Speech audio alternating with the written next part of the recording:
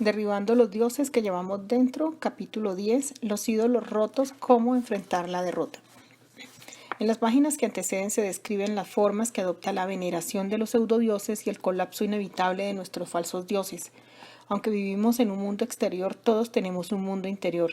Este mundo interior es donde ocultamos nuestro dolor, donde levantamos nuestros ídolos y donde en última instancia nos postramos a adorar al santo totalmente otro. Entre tanto, en el mundo exterior vivimos nuestra vida cotidiana en medio de relaciones, familia, trabajo, preocupaciones de salud y muchos factores más. Nuestro mundo se puede deteriorar y quizá tratemos de ocuparnos del dolor en nuestro mundo interior por medio de la codependencia, de la adicción y de las compulsiones. Los problemas en el mundo exterior nos llevan a establecer dioses falsos y se producen estos mismos problemas cuando los dioses se derrumban. No cabe la menor duda de que la vida nos ha herido. La pregunta es, ¿cómo podemos sanar? Un relato del Antiguo Testamento nos puede ayudar a comprender cuáles fueron los mecanismos para sanidad que alguien empleó cuando su mundo se derrumbó. El hombre fue el rey David, cuya vida se narra en Primera y Segunda de Samuel. La Biblia lo describe como un gran rey, guerrero, líder, músico, poeta y un hombre según el corazón de Dios. También era humano y cometió muchos errores por los que sufrió graves consecuencias. La vida de David estuvo llena de quebrantos y dificultades, pero vemos en él a alguien que a pesar de sus errores siguió cerca de Dios. David supo hacerle frente a la derrota. Un padre orgulloso. David tuvo un hijo llamado Absalón. Este fue diestro para la guerra y de muy buen aspecto. En 2 de Samuel 14:25 se nos dice de Absalón, y no había en todo Israel ninguno tan alabado por su hermosura como Absalón. Desde la planta de su pie hasta su coronilla no había en él defecto. En esa fase de la vida, el rey David quizás veneró a Absalón en forma codependiente. La Biblia indica que solía darle al joven todo lo que éste quería. David agradaba a Absalón y confiaba implícitamente en él, con la esperanza de que Absalón le correspondiera amándolo y haciendo las cosas bien. Pero Absalón, orgullo y gozo de su padre, tenía sus propios planes. Era frío y calculador, orgulloso e implacable. La intriga en la casa del rey. Absalón organizó una conspiración para apoderarse del trono. El hermoso joven recorrió las calles de Jerusalén en un espléndido carruaje con una escolta de 50 jinetes. A primera hora de la mañana se dirigió a la puerta de la ciudad, al lugar donde los ciudadanos elevaban sus quejas. Antes que los ciudadanos comunes pudieran llegar hasta el rey, Absalón intervenía y tomaba partido a favor del pueblo y decía: quien me pusiera por juez de la tierra para que viniesen a mí todos los que tienen pleito o negocio, yo les haría justicia. Como buen político, prometía soluciones rápidas si el pueblo lo seguía, además de decirles lo que deseaban escuchar. Absalón se inclinaba a besarles las manos. ¿Pueden imaginarse a este atractivo joven inclinándose para besar las manos de los campesinos? Absalón realizó una de las mejores campañas de relaciones públicas de la historia. La escritura dice: de esta manera hacía con todos los israelitas que venían al rey a juicio, y así robaba a Absalón el corazón de los de Israel. Su estrategia comenzaba a dar resultado. Cuando Absalón sintió que tenía el apoyo que necesitaba, fue a ver a su padre y le dijo: papá, deseo ir a hacer un retiro espiritual con el Señor para darle gracias por la forma en que me ha liberado. Sorprende ver cuán incrédulos pueden ser los padres. David no era diferente de nosotros, siempre esperando lo mejor. David se alegró mucho de que Absalón le pidiera permiso para ir a cumplir un voto al Señor. Posiblemente pensó: qué estupendo, mi hijo Absalón desea estar en un retiro espiritual, es fantástico, por fin se interesa por lo espiritual. Entonces, precisamente cuando las esperanzas de David respecto a Absalón eran mayores, se enteró de las trágicas noticias. Absalón había dado un golpe de estado y el corazón de los israelitas estaba con él. De repente el reino de David se desmoronó. Su hijo favorito lo había echado del trono. David se sintió herido y derrotado. Su propia carne y sangre lo había rechazado, el hijo especial al que tanto amaba. La aflicción por el hijo descarriado. Después de una conferencia que di una noche en la ciudad del centro de los Estados Unidos, una madre se me acercó con lágrimas en los ojos. Me contó de la desdicha y el dolor que experimentaba porque uno de sus hijos era adicto al crack. Lo había llevado a diferentes programas de tratamiento, el último apenas 3 semanas antes. Plena de esperanza, la madre me dijo que había comenzado a sentirse libre otra vez. Un día, sin embargo, al volver a casa de haber de hacer compras, descubrió que todas sus joyas habían desaparecido y que le habían saqueado la casa. Su hijo, desesperado por dinero para comprar drogas, había entrado a la fuerza para robarle. Agitada y con los ojos llenos de lágrimas, la madre me dijo: es un caso perdido, se ha destruido mi familia. Esa clase de dolor paraliza, entraña una sensación total de desesperanza. David tuvo que sentir todo esto y más. Al repasar este relato me gustaría señalar 10 principios que lo pueden ayudar a tratar con la situación cuando nos encontramos frente a la derrota. 1. Encare la realidad. Reconozca el problema. Cuando le llegaron a David las noticias del golpe de estado dado por Absalón, se sintió herido y sorprendido. Pero cuando sus seguidores le dijeron que el corazón del pueblo estaba con Absalón, David se encontró frente a frente con la realidad. Reconoció 2 problemas muy grandes. Ya no era rey y su hijo lo había derrocado. David sabía cómo era Absalón. No dijo: vaya, mi hijo no me iba a hacer esto. Le dijo al pueblo: reunámonos y salgamos de inmediato. Aunque sea mi hijo, es un muchacho perverso y si decide ser rey nos destruirá si nos quedamos aquí. El primer principio para tratar cualquier problema es admitirlo. En mi experiencia, el obstáculo fundamental para tratar el dolor en nuestra vida es negarse a admitir que hay dolor. Encarar los problemas es sobre todo difícil debido a los poderosos mecanismos de defensa del ego que empleamos para encubrir nuestros puntos débiles. Empleamos muchos métodos para evitar encarar las dificultades, aunque el más común es la negación. En lugar de admitir: tengo de verdad un problema, hundimos la cabeza en la arena para no hacer caso de la situación, esperando que desaparecerá. Yo, en un esforzado médico, sufría de estrés agudo en el trabajo. Cuando comenzó a tener dolores de cabeza por tensión, empezó a tomar Demerol, que crea una fuerte adicción. Cuando sintió que su vida se estaba descontrolando, intentó tratarse a sí mismo. Un día su enfermera lo encontró sin sentido en la oficina. Al cuestionarse su adicción, John insistió en que podía controlarla por sí mismo. Como no quería admitir la gravedad del problema, insistió en que no era adicto. Solo cuando intervinieron sus amigos y lo obligaron a buscar tratamiento, pudo recibir ayuda. 2. Ponga en perspectiva el problema. Al oír las noticias del triunfo de Absalón, David convocó a sus seguidores y les dijo: levantaos y huyamos, porque no podremos escapar delante de Absalón. Daos prisa a partir, no sea que apresurándose a él nos alcance y arroje el mal sobre nosotros y hiera la ciudad a filo de espada. David amaba a su hijo, pero no tenía dudas en cuanto a su personalidad. Dejó el palacio sin pensarlo 2 veces. Se dio cuenta de que si no se iba lo antes posible, Absalón lo mataría. Cuando nos encontremos con un problema grave, tenemos que establecer la perspectiva adecuada. Los problemas drásticos requieren acciones drásticas. Esto puede significar una separación geográfica. Por ejemplo, en el caso de drogadicción grave, se debe separar al adicto de sus amigos, del estrés del trabajo y sobre todo de la disponibilidad de drogas por un periodo de desintoxicación. Salir del lugar es el inicio de la cura. De igual manera, en el caso de familias gravemente disfuncionales, puede ser necesario apartar a una persona de su familia para que se pueda curar. Es frecuente que personas codependientes fomenten sus necesidades de dependencia al permanecer en casa con la familia. A los que son agresivos hay que apartarlos de sus víctimas antes que se produzcan daños graves. Cuando el problema es grave, los remedios a medias no funcionan. En cuanto al matrimonio, la Biblia dice que la persona dejará a su padre y a su madre para unirse a su cónyuge en Génesis 2:24. En otras palabras, es difícil unirse sin separarse. Esto es así no solo en el caso del matrimonio, sino en el proceso de individuación, a no ser que sepamos decir adiós a los dolores, los conflictos y las pautas regresivas de nuestra familia de origen. Nunca podremos decir hola a nuestro yo adulto, a la persona que deseamos llegar a ser. Busque a la comunidad. Es difícil sobrellevar el dolor, pero cuando se comparte con otros comienza la sanidad. A menudo no es el dolor mismo el que nos destruye, sino la falta de amor y de apoyo durante el sufrimiento. El rey David lo hirió su hijo, pero seguía teniendo a su comunidad. Con sus compañeros de armas se dirigió al desierto. Los que le eran leales siguieron con él, lloraron con él, arriesgaron la vida por él. La amistad es la fortaleza de la vida. Jesús tuvo un pequeño grupo de amigos. Aunque había tratado a millares de personas, solo intimó con 12 amigos especiales. ¿Cuánto sufrimos por no tomar en cuenta o evitar el amor y apoyo de personas que nos aman? David tuvo la capacidad de inspirar lealtad. Fue evidente en la amistad que lo unió con Jonatán. Ahora, ante la noticia del golpe de estado de Absalón, los siervos de David, sin dudarlo un instante, le prometieron fidelidad. Incluso un extranjero que apenas había llegado el día antes decidió irse con David. Aunque éste trató de disuadirlo, el hombre dijo: vive Dios y vive mi señor el rey, que o para muerte o para vida, donde mi señor el rey estuviere, allí estará también tu siervo. Segunda de Samuel 15:21. David inspiraba lealtad porque fue leal a sus amigos.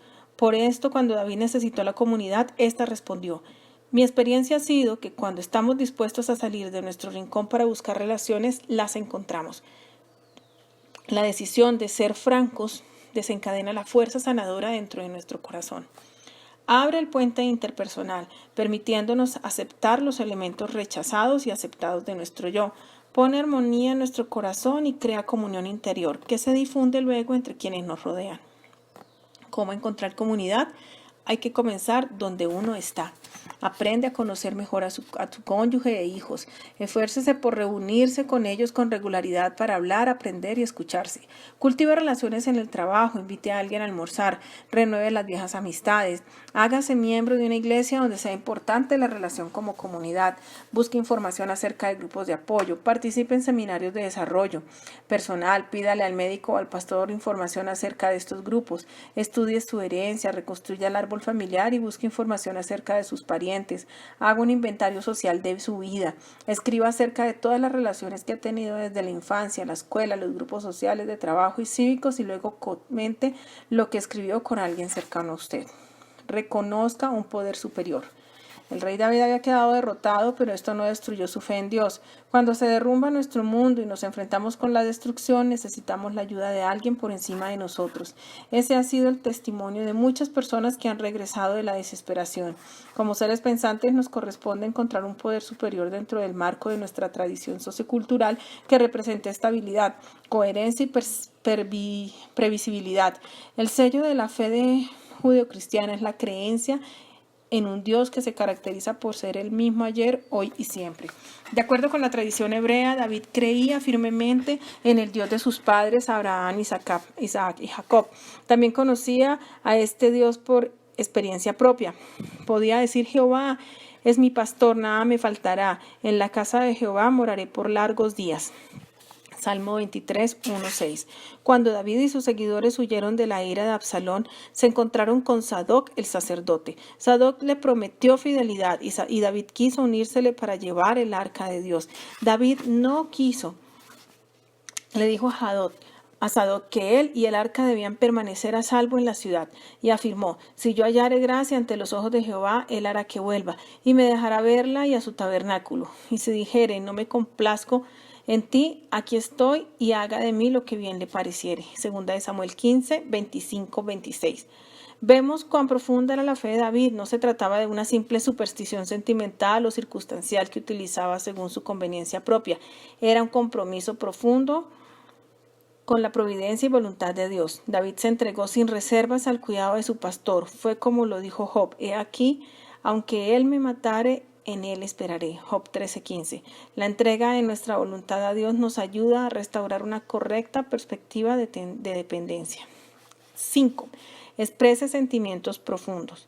Y David subió a la cuesta de los olivos, y la subió llorando, llevando la cabeza cubierta y los pies descalzos. También todo el pueblo que tenía consigo cubrió cada uno su cabeza, e iban llorando mientras subían. Segunda de Samuel 15:30.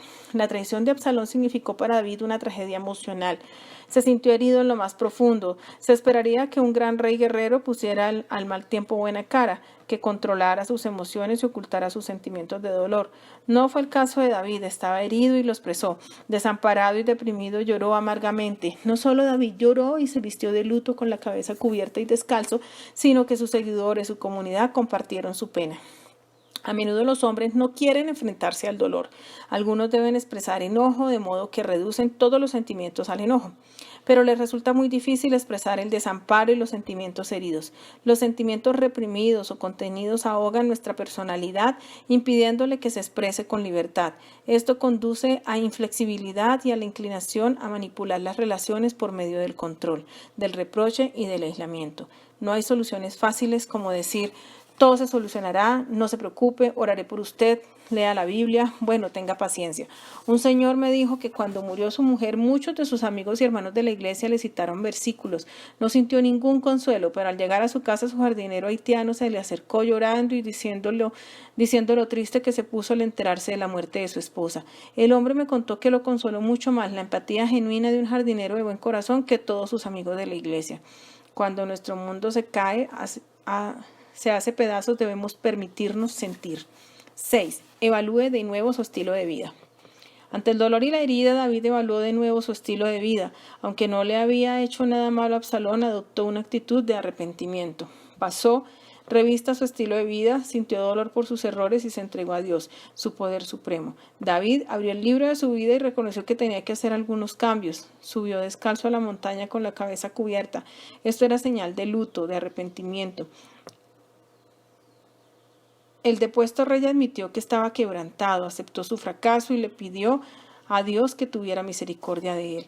Arrepentirse es apartarse del narcisismo y egocentrismo para someterse al amor de Dios. Esto implica abrir el corazón en humildad para permitir que la luz de su compasión brille en nuestra vida.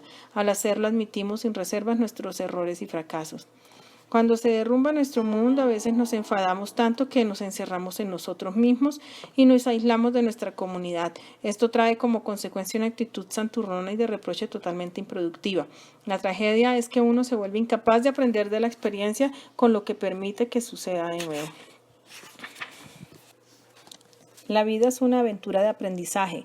Las tragedias, por dolorosas que sean, son el momento óptimo para aprender más de nosotros mismos. El sufrimiento nos obliga a vernos cara a cara tanto nuestras fortalezas como nuestras debilidades. El desarrollo de una actitud de arrepentimiento y aprendizaje puede convertir lo que parecía ser una grave crisis en una transformación profunda. Arrepentimiento, la palabra griega metanoia, significa que me aparto de mi camino, aunque he sido herido y digo, Dios mío, aunque duele, sigo acudiendo a ti, vuelvo la espalda a mi camino para seguir el tuyo. 7. Busque ayuda especializada. Para huir de Absalón, David contó con el apoyo de su comunidad, pero al llegar a la cima de la montaña, el lugar de adoración, se encontró con Husai, un amigo de confianza. Husai era general de los ejércitos de David y había jurado fidelidad al rey. Andaba con vestiduras rasgadas, descalzo y con polvo en la cabeza para demostrar que se identificaba por completo con el dolor de su señor. David buscó en él ayuda específica, le pidió que regresara al palacio, que se infiltrara en las filas de Absalón y que entorpeciera los planes de Ahitofel, consejero de Absalón, que antes había servido a David. El general Husai, fiel a su amigo líder, estuvo de acuerdo en obedecer a la petición de David. Cuando estamos frente a la derrota, la comunidad es importante, pero a veces necesitamos buscar ayuda especializada. Esto puede significar consultar a un médico, un psiquiatra, un psicólogo, un trabajador social, un terapeuta bien capacitado o un pastor conocedor tanto de las heridas humanas como de la gracia sanadora de Dios. Es obvio que esta es una decisión importante que requiere tiempo, paciencia y sinceridad. Recuerden que ningún especialista o terapeuta es tan bueno como para ayudar a toda clase de persona. Tendrán que dedicar tiempo a averiguar quién sería mejor para su caso. Debe ser alguien con quien se sienta cómodo, alguien que lo acepte como persona. A pesar de la educación recibida y de la reconocida eficacia terapéutica, muchas personas todavía tienen reservas en cuanto a buscar ayuda. Estoy de acuerdo en que a veces los terapeutas hemos sido nuestros peores enemigos. Algunos consejeros tienen un enfoque poco profesional, insensible o inflexible. Consultar al médico de la familia o al pastor pudiera ayudarle a encontrar a alguien adecuado para su caso específico. 8. Desarrolle un espíritu de tolerancia. Una de las dinámicas más tristes en torno a las experiencias dolorosas es que en medio del sufrimiento encontramos a personas que juzgan y condenan. Parecen decir la cosa equivocada en el momento equivocado. Con una palabra, una mirada o un encogimiento de hombros aumenta nuestro dolor, dejándonos todavía más heridos y desalentados.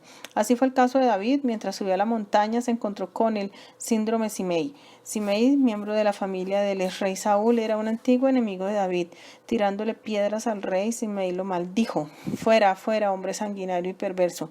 Jehová te ha dado el pago de toda sangre de la casa de Saúl, en lugar del cual tú has reinado. Y Jehová ha entregado el reino en manos de tu hijo Absalón. Y he de aquí sorprendido en tu maldad, porque eres hombre sanguinario. Segunda de Samuel 16, 7, 8. Cuando David estaba más desmoralizado, Simei se mofó de él con crueldad y le dijo que lo que estaba sufriendo era el pago que el Señor le daba por todo lo malo que había hecho en su vida. Hay muchos Simeis todavía en el mundo. Pregunten a las personas divorciadas o a los que tienen hijos drogadictos. Hablen con quienes han perdido el trabajo. Les contarán cómo algunas personas a veces, sus propios supuestos amigos, los rechazan, los critican y murmuran de ellos. No sea un Simei, la vida está herida y todos sufrimos en algún momento u otro. Ore por las personas, no las maldiga, no le tire piedras, no diga que se lo merece. No hay mayor dolor que alguien nos golpee cuando ya estamos derrotados. Por eso muchas personas no buscan ayuda, porque por eso nuestros hijos no nos cuentan lo que les atormenta. Abisai, uno de los generales de David, se sintió ofendido por los insultos de Simei y dijo: ¿Por qué maldice este perro muerto a mi señor el rey? Te ruego que me dejes pasar y le quitaré la cabeza. Fue una reacción natural, pero de nuevo vemos la grandeza de David cuando respondió: He aquí mi hijo que ha salido de mis entrañas acecha mi vida. ¿Cuánto más ahora un hijo de Benjamín? Dejadme que maldiga, pues Jehová se lo ha dicho. Quizá mirará a Jehová mi aflicción y me dará a Jehová bien por sus maldiciones de hoy. En otras palabras, David dijo: un momento, Abisai, no me entiendes. He sufrido mucho, el rey Saúl me expulsó como un animal y ahora mi propio hijo me ha derribado de mi trono. Simei tiene razón, estoy acabado, pero quizás si no respondo a su maldición con algún mal, Dios mi juez restaurará mi reino. Esta es una perspectiva espiritual madura, es una afirmación de sometimiento a Dios, un compromiso con la fe. Uno puede imaginar qué pasó por la mente de Abisai. No entiendo a mi Señor, permite que un hombrecillo lo desprecie y se burle de él. Está tomando demasiado en serio este asunto de la religión. No obstante, la respuesta de David fue justa. Demostró una verdadera fe en el poder soberano de Dios. David no necesitaba defenderse ni permitió que las críticas de su enemigo lo hicieran reaccionar con enojo. En realidad, la respuesta de David indicó que ya había sido sanado debido a su fe y al desarrollo de un espíritu de tolerancia. 9. Tome las acciones necesarias. Cuando el espía de David, Husai, se infiltró en el palacio, se encontró con Absalón, quien de inmediato sospechó. Pensé que estabas con mi padre, le dijo. Con mucho tacto, Husai calmó los temores de Absalón y estuvo presente en el instante cuando Ahitofel aconsejaba a Absalón. Ahitofel dijo: mira, el viejo está cansado y exhausto. Sé que está herido y molesto. Permíteme salir de inmediato con un grupo de hombres para ir a atacarlo esta noche mientras está indefenso.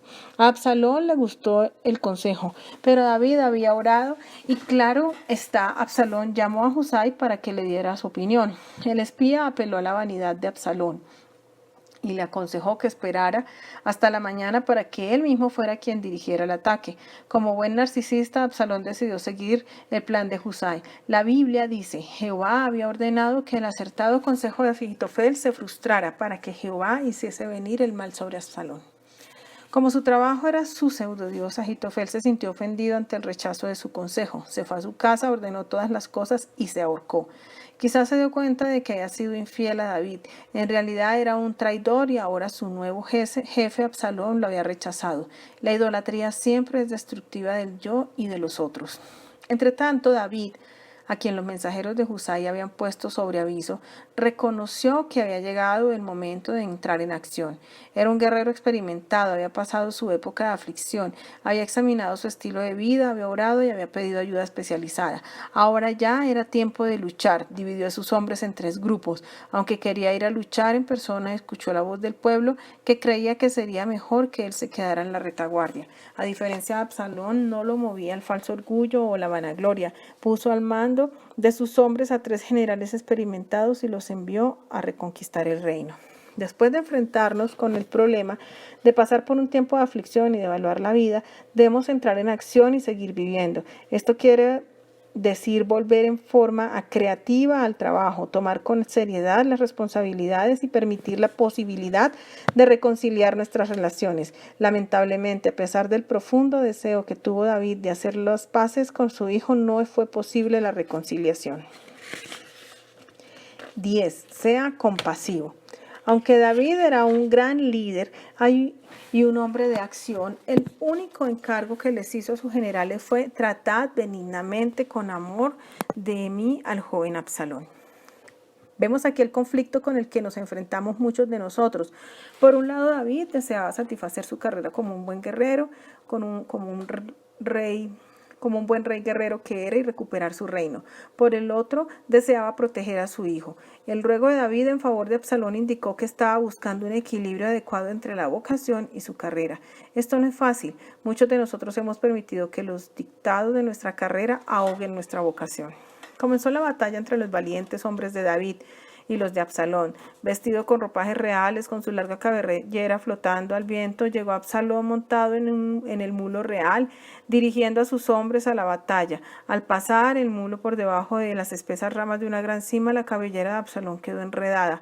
El muro siguió avanzando y Absalón quedó colgado al árbol por el cabello.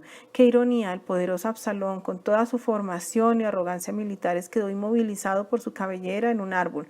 Uno de los soldados de David lo vio, pero no quiso atacarlo debido a las órdenes de David. Informó del incidente al general Joab.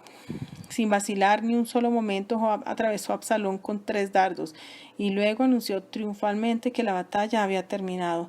David lloró mucho a su hijo. Cuando se enteró que había muerto, exclamó: «Hijo mío, Absalón, hijo mío, Absalón, ¿quién me diera que muriera yo en lugar de ti, Absalón, hijo mío, hijo mío?» Esto sorprendió a quienes deseaban devolver a David el trono que le correspondía. Quienes hemos luchado por educar a nuestros hijos sabemos muy bien cómo se sintió David. Muchos padres darían con gusto lo que fuera con tal de que sus hijos vieran de la manera adecuada. David tuvo compasión, le preocupaba mucho el bienestar de Absalón, aunque el obstinado joven príncipe le había causado mucho dolor. Esa no es siempre la forma en que responden las personas. Después de haber resuelto nuestro quebranto y nuestra codependencia, podemos sentirnos santurrones y tratar de vengarnos de quienes nos hicieron. Curarse de verdad quiere decir saber perdonar a los que nos han hecho mal. La realización propia siempre nos hace ser compasivos con los demás. La verdadera prueba de que Dios nos ha curado es que podamos decir al que nos ha herido, al padre, al cónyuge o al hijo: «Te sigo amando». Encontramos esperanza porque somos amados. Se cuenta que un muchachito se encontraba en la orilla del río Mississippi con un viejo vagabundo. Apareció en el horizonte un gran barco de vapor. El muchachito comenzó a agitar los brazos y a gritar a los del barco que se acercaran. El vagabundo se mofó de él y molestó. Le dijo: «Mira, muchacho, ¿por qué no te callas? Esas personas importantes que mandan en el barco no tienen tiempo para gente como nosotros». No obstante, el muchachito siguió agitando los brazos y gritando: «Vengan acá, vengan acá». El vagabundo se irritó todavía más y le dijo: «Deja tranquilo a los del barco, esos no tienen tiempo para ti, estás malgastando tus fuerzas». Pero el muchachito siguió gritando y agitando los brazos. Por fin, para sorpresa del vagabundo, el barco enfiló hacia la ribera donde se encontraban. Se fue acercando cada vez más hasta que llegaron a la orilla. Bajaron la escalerilla y el muchachito corrió a subirla.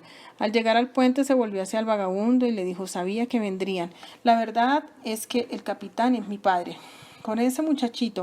Como ese muchachito estamos frente a obstáculos increíbles, un yo interno herido, nuestros pseudodioses derribados, incluso derrotas en nuestra propia familia. Sin embargo, porque somos amados, podemos quedarnos en la ribera y sabemos que la ayuda llegará.